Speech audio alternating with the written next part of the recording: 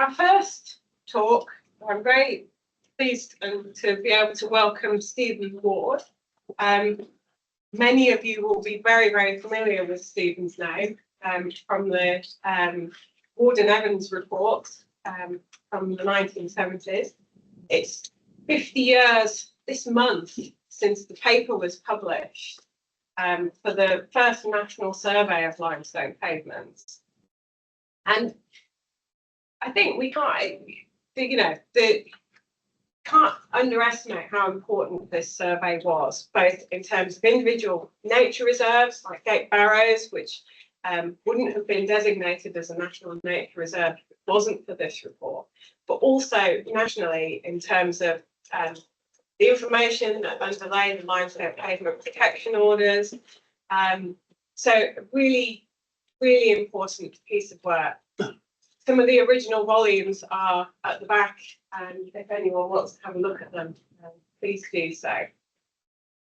So without further ado, I will hand over to you, Stephen. Thank you. Stephen's going to talk about that original survey. Thank you very much. My preference is to stand. And Carly, Tracy's job is to catch me if I fall. But I prefer to stand because that way my voice will travel better to the back of the room. You have with you a paper which I wrote, which I'm also going to have to read, not literally, but as an aid memoir. I thought the first thing I should say was something about myself and David, and where we came from. I came from a botany degree at the then University College of North Wales in Bangor, and had moved on to do a doctorate in Heathland Ecology at Aberdeen, or I should say, if you've been there, Aberdeen. The one thing I need to say about myself, unfortunately, is that my eye condition was diagnosed in 2016 at Lancaster Royal Infirmary as suffering from something called glaucoma. And I was told this is one of the commonest causes of blindness. And my eyesight has deteriorated considerably since, such that in 2020, DVLA said to me, you must, eyesight was examined, and they said, you must not drive. So that was the end of my driving. A word about David. David came from a very unusual background. David's very like me, except better looking. And his background was he came into nature conservation from having designed helping to design the instrument panel in fighter aircraft. So it was a very unusual background. And he was working on something called head-up display, because pilots are driving far too fast to bother looking at the instrument panel. And head-up display reproduced the instrument panel on the windscreen, the cockpit or whatever. And I mentioned this to a former member of the RAF, and I mentioned this to him, and he said, oh yes, he said, oh, I remember that. He said, very old hat now.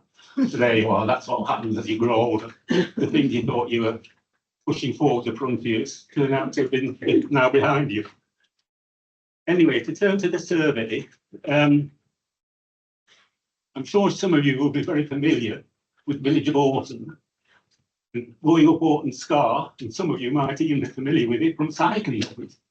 I confess I've overtaken cyclists in my car on there, but I've never cycled up it. Anyway, when you get to the top of Orton Scar, out to the east is an extensive area of devastated limestone pavement. And it was like that in 1970. Around about 1971, I happened to be in that part of the world, and I went for a walk across this devastated limestone pavement. I thought, this isn't right. There ought to be some check on what's happening, or one thing and another.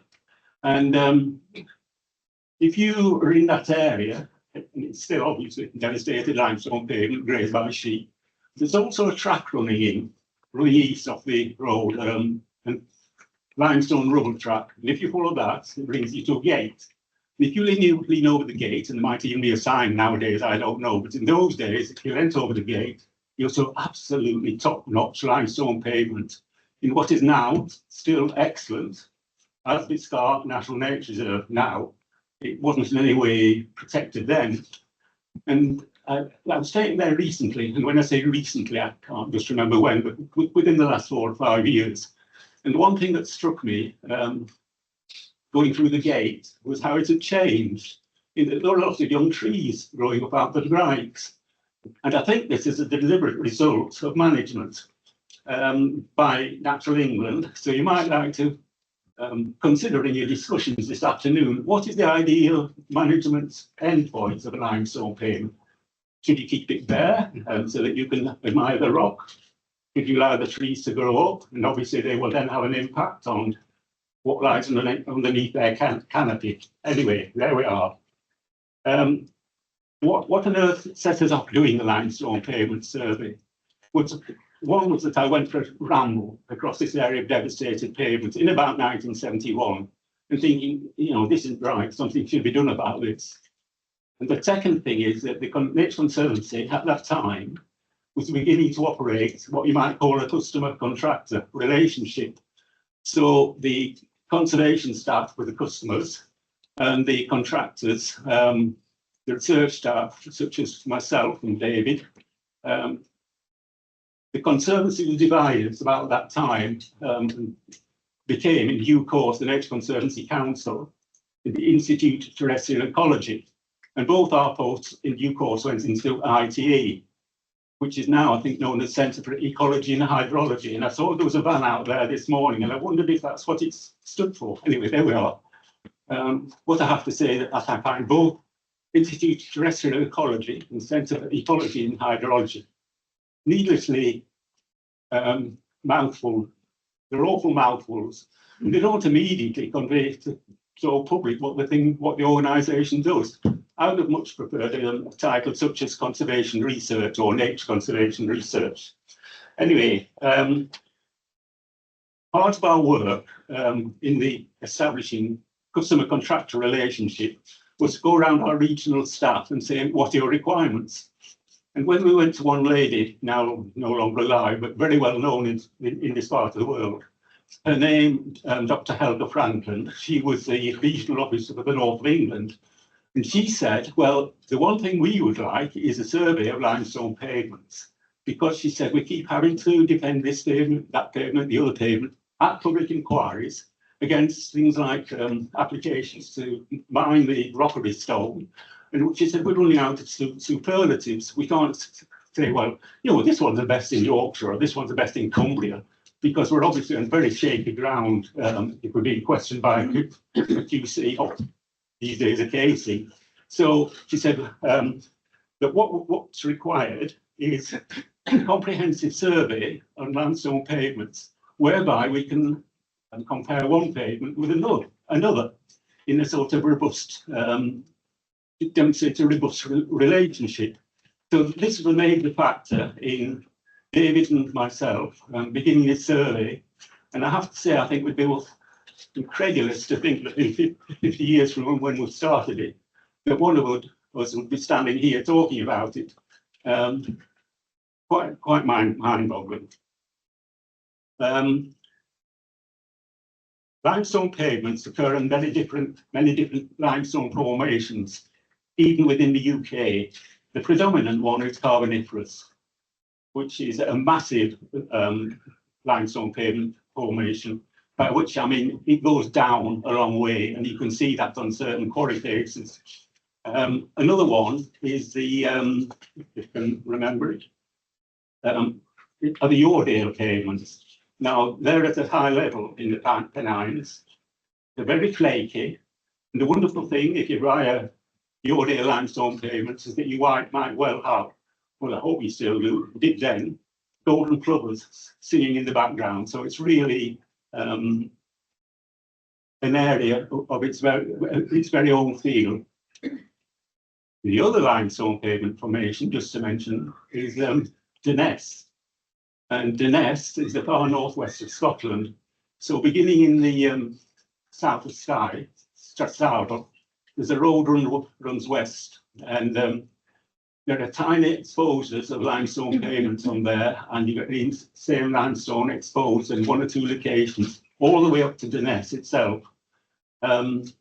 Now, if you have to fancy dancing an eighth reel on a limestone pavement, for heaven's sake, don't try it in rubber sole boots on the edge of Malham Tarn, because the grip, the Malham Cove, your grip, that might not be too good. But, and of course, it's a big drop if you misjudge, but you could dance an eighth reel on a Denness limestone pavement in a thunderstorm, well, cloudburst, with confidence, because there are little nodules in the limestone that give your footwear a very good grip. So the different limestone pavements have in common that they have this flint and grite structure, which is very pronounced in the Carboniferous and in the Denness, more not as pronounced in the Yordian. Sorry, can you turn my cake off? Thank you very much. Thank you.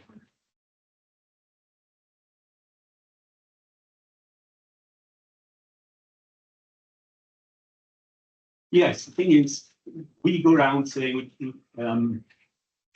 recorded the flora from 537 limestone pavements. Now, what our definition with limestone pavement? If I take one example, and you may well know Button Roof Crags well, for example. There's a march wall goes across Button Roof Crags, separating Button Roof itself from Dalton Crags. That would lead to us counting the pavements on either side as two different units. And also, those units often coincided with management, so it may be that in somewhere like Ingleborough, between Dowgate pavement and Souther Scales, there would be different grazing regimes. So it was, to some extent, an artificial distinction, but it was nevertheless one that was meaningful in management terms.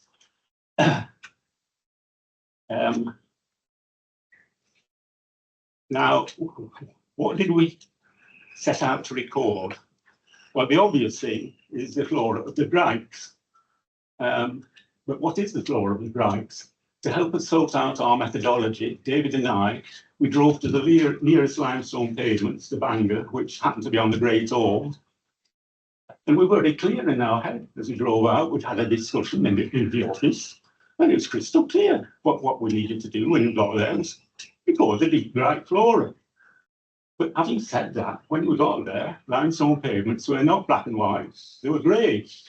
In other words, there were some gripes that were deep, and there were some that were shallow. And the shallow gripes was merely limestone grassland.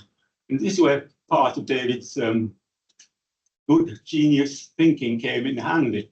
And what we wanted was a gripe detector. Being small boys, we decided to call this device a detector.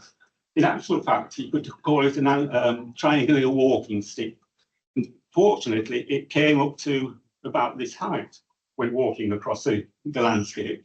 And it was a V-shaped device made in our workshops in Bangor. Look at that, workshops, my goodness. Anyway, and it was made there, and it came to a point. So it had a horizontal top, two long sides, and it came to a point. And when thrust into a deep gripe, the point couldn't reach the floor of the gripe. So that was a deep gripe, and that was a gripe from which we recorded the flora. If we thrust it into a shallow gripe, it touched the limestone pasture and the bottom of the gripe. And we said, well, we're not going to count that because that vegetation is not dependent on limestone pavements as a habitat. And anyway, it made recording a lot easier. I mean, it wasn't, we didn't fancy recording the plants as such, because you get quite good training in identifying tillers of grass from just the tiller in somewhere like Bangor. So it wasn't that we couldn't identify them, but we didn't think it would tell us anything distinctive about limestone pavement. Excuse me, I'm just going to drink a gallon of water, if we can manage to hold that.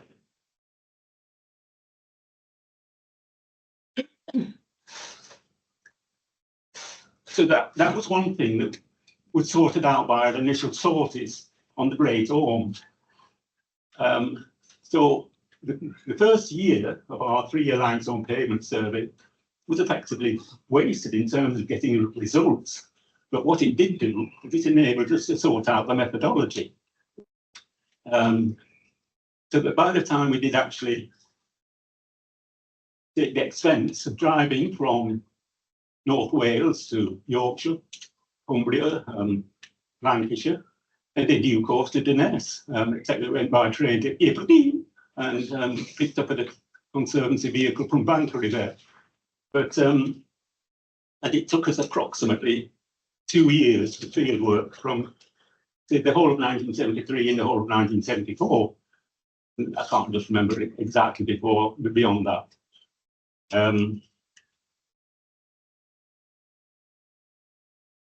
That's part of what to record. We also recorded, because we were fortunate in having aerial photography, very advanced, state of the art. What do you say? Aerial photography. And by and large, it was that taken by the local authority, Lancashire County Council, Cumbria County Council, etc.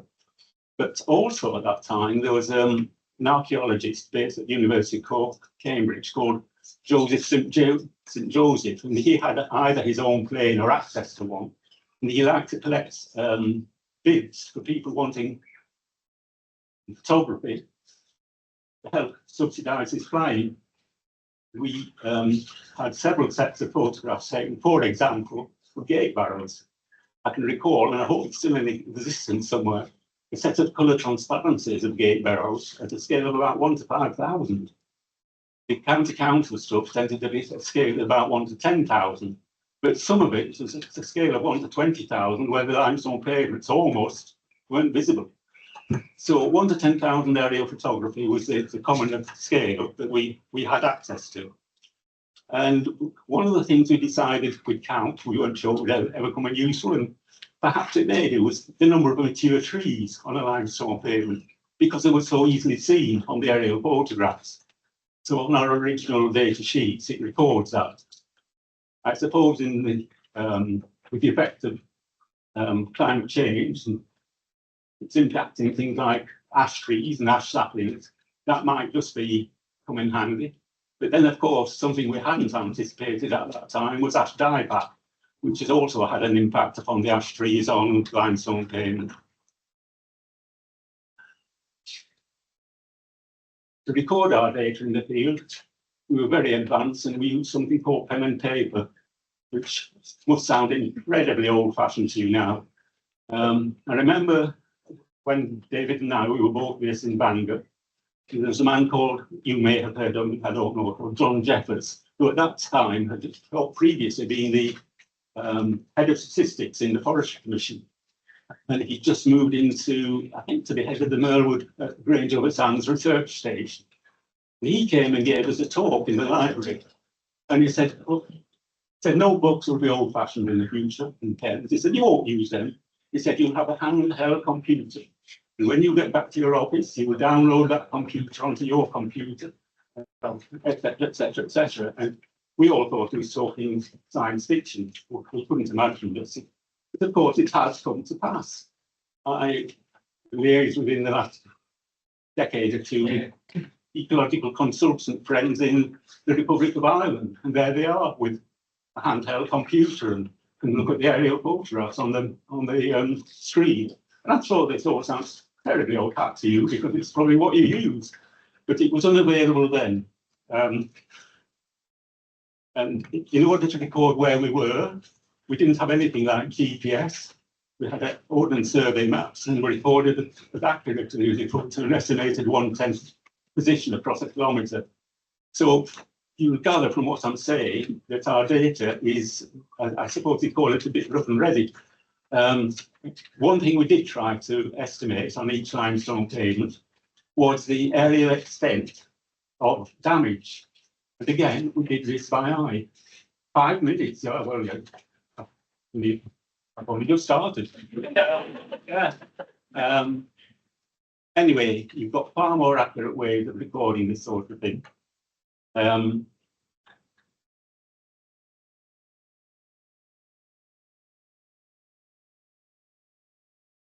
Having recorded the species, our initial idea was to record the species on each limestone pavement on a scale of 1 to 10. But in actual fact, we found it impossible to do.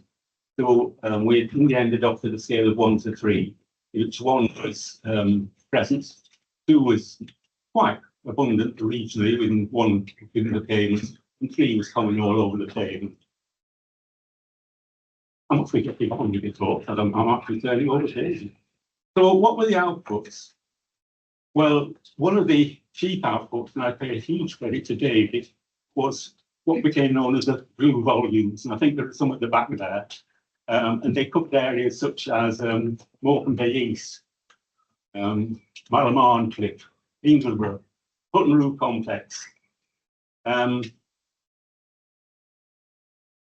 If you add up the sum total of the aerial extent of the limestone pavements that we estimated, we got to a figure of 2,150 hectares, which, when you compare it with the Republic of Ireland, where the Burren is an area of 30,400 hectares, it's well worth your while, if you're interested in limestone pavement, visiting the Burren. Another output from our survey was a change in the law. Section 34 of the Wildlife and Countryside Act was deliberately modelled on our survey because at that time, limestone pavements were being mined, often without permission, and the limestone pavements order was designed so that a local planning authority could impose an order banning any further mining. Now, one of the things about our data that I was determined to do was that it would be presented with elegant simplicity. Now, remember that phrase because it arose from a bad experience. I did a survey before the limestone pavement survey, where one region, or perhaps more than one, had asked for a comprehensive survey of British upland vegetation in 2 years. Oh, yes, in 2 years. And we produced a report. And rather than being interested in the report, what happened was that people began to tear it apart on the basis of methodology we used between the ordination computer methods in use at Bangor at the time and the European descriptive methods under a German ecologist called Braun Bronkier that we used to refer to as Brown Blanket. And I determined that any other piece of survey work I did after that was going to be based on such elegant simplicity that people couldn't argue with it. So in our limestone reports at the back, you will see computer-generated printouts devised by David, comparing individual pavements, one with another, or groups of pavements, or let's say the Hutton Roof Complex or whatever, with one another. And these generated one of the things that was asked for, which was a comparison of different limestone pavements.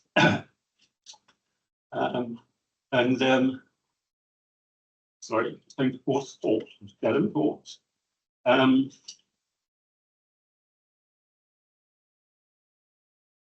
Yeah, so we had the change in the law.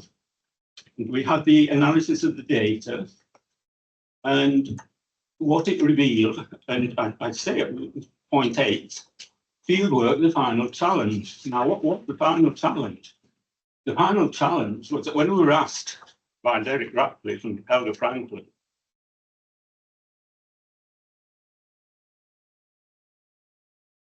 do our survey, they wanted to know how would gate barrows come out, because gate barrows were reputed to be the best limestone pavement there was in terms of pavement flora, but they couldn't demonstrate that in the sense of proving it. And come the end of our survey, we still hadn't visited gate barrows. We'd visited everywhere else. We tried to visit gate barrows and had been met by some very angry parsons leaning over the wall with sticks shouting, "Ah, Zoe!" Being somewhat intimidated, we did. Anyway, so we got to the end of the survey, not having been to gate barrows. And then we took the farmer, where we're staying for bed and breakfast, into our confidence.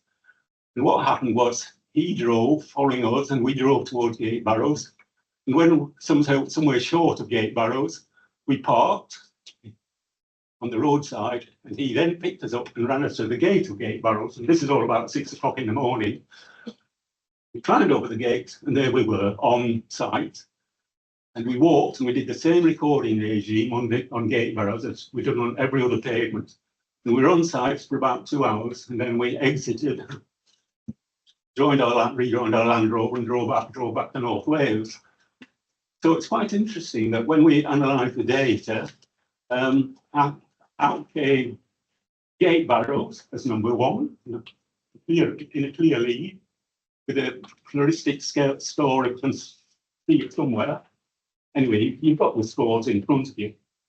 But can I see it? No, I can't. Gate barrows came out clearly, number one.